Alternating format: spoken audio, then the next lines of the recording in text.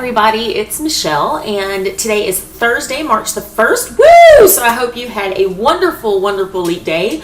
Did anybody leap into some new goals or anything like that? Or did anybody think of the 30 Rock episode, Leap Day William?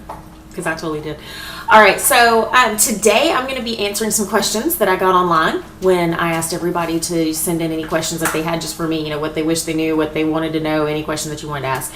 And I'll be doing this from time to time. So I'm going to run through these. I have about 10 maybe that I wanted to run through.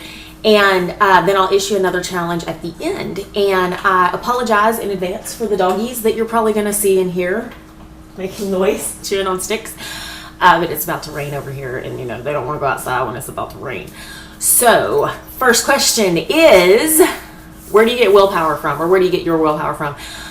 And here's the honest to goodness truth. I do not believe in willpower. I don't think it's there. I think that willpower can become an excuse, you know, because people go, I just don't have the willpower. And I get that all the time from people, you know, if we're out at a church function or something and I skip the dessert and, you know, somebody will look over and go, oh, I just wish I had your willpower to skip dessert. And I'm like, it's not willpower. It's the fact that I looked at the dessert and I kind of analyzed it and I said, I don't really want to waste my calories on that. I'd rather have something different.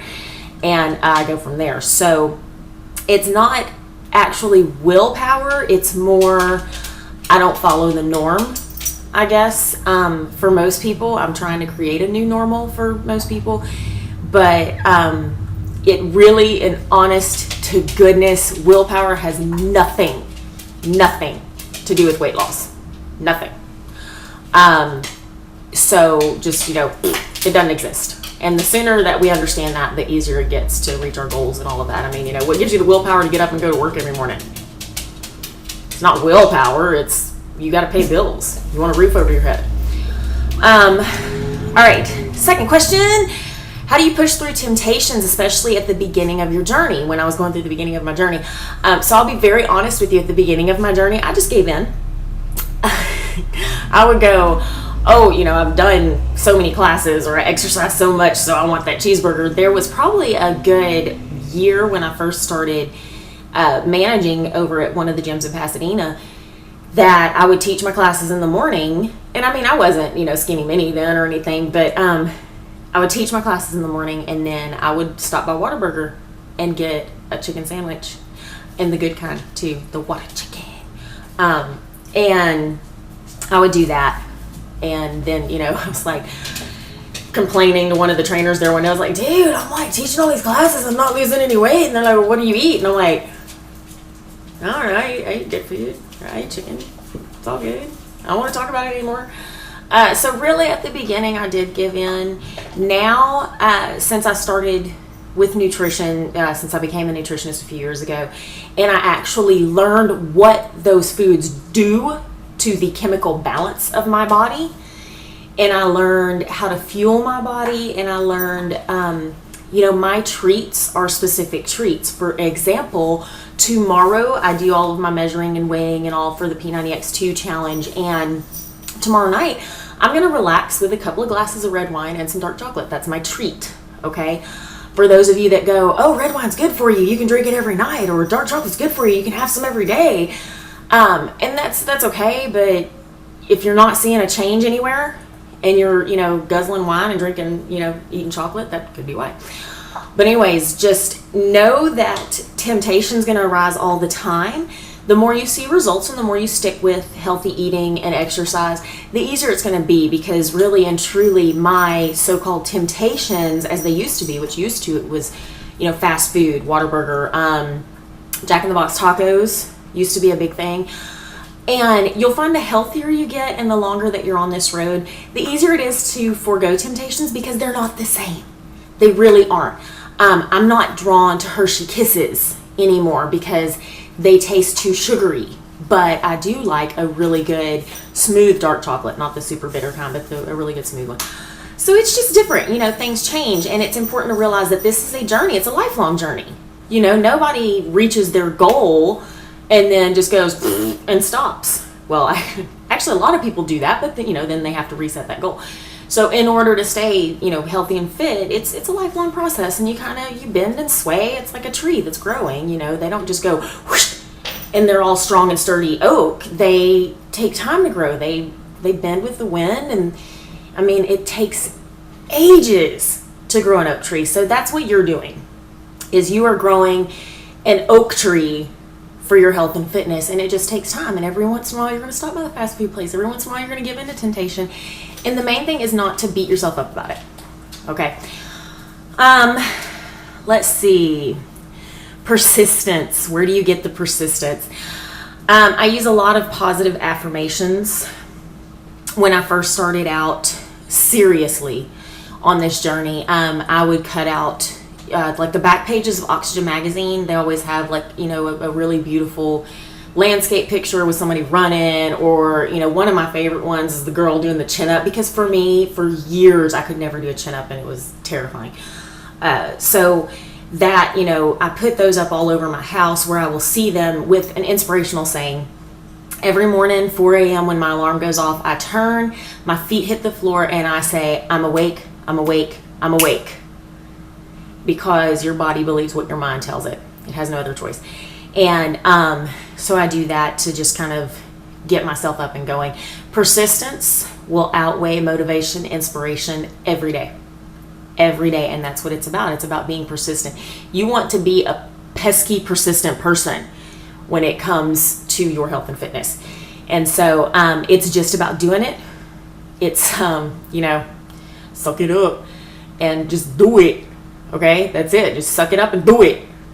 So you can, chop that, replay it in your mind all the time. Be positive. How to be positive? Again, this is a mind thing. Most of the answers to these questions, it's a mind thing. It's all literally in your head.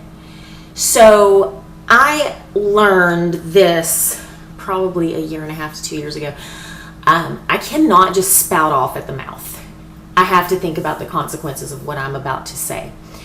So when I say something, and I'm speaking specifically if you're very negative to yourself, and for those of you moms and dads that have kids, if you are negative to yourself, your children will carry that burden. So you need to think about that.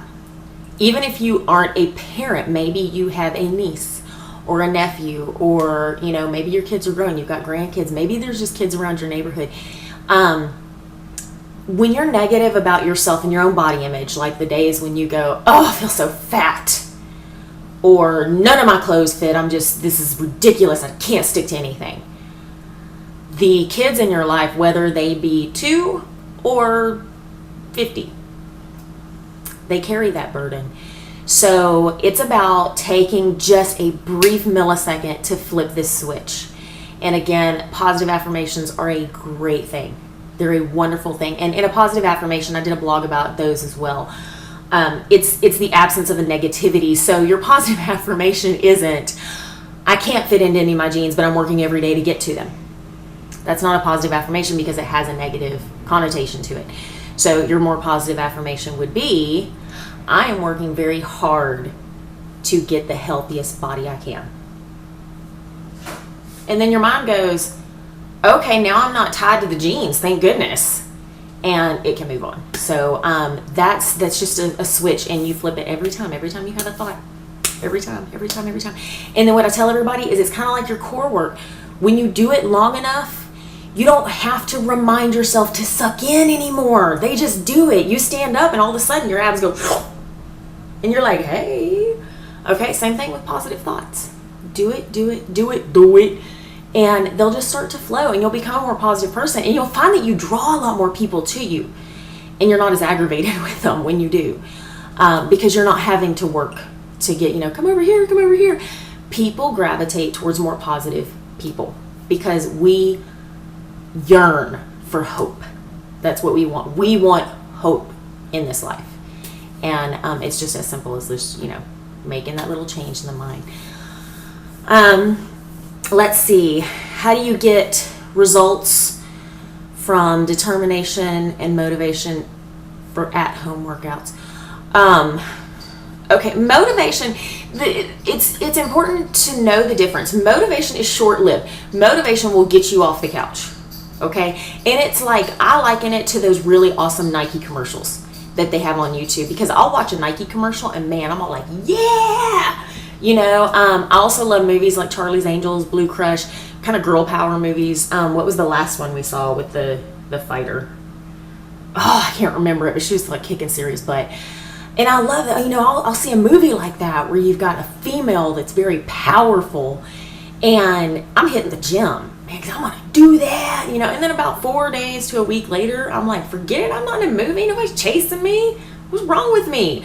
So that's where motivation wears off and determination sets in. Determination is where you set a goal and nothing will get in your way.